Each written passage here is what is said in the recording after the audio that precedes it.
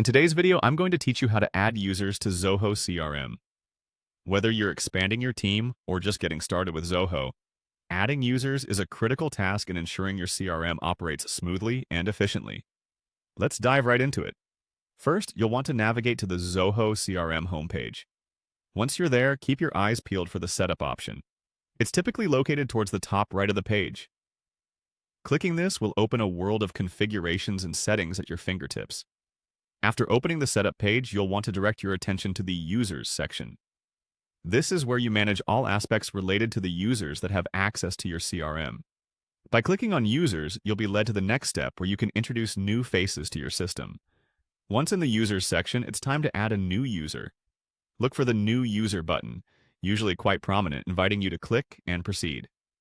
This is the gateway to entering the new user's details into your CRM. As you click on New User, a form pops up requiring some essential details. Start by entering the first name of the user.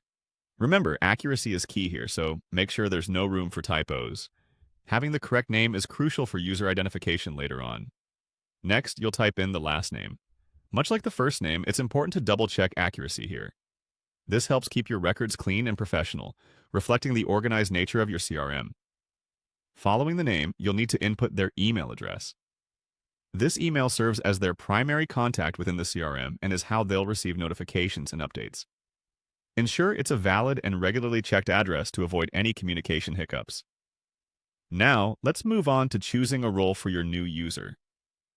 Zoho CRM offers a variety of roles, each with its permissions and responsibilities. Carefully select the one that best matches the user's job description and needs within your organization. This helps maintain your data security and integrity. Similarly, you'll then choose a profile. Profiles determine what data and features users can access, so choose wisely. Align the profile with the tasks they need to perform, balancing access and security. Finally, with all the information correctly inputted and roles assigned, it's time to seal the deal by clicking Save.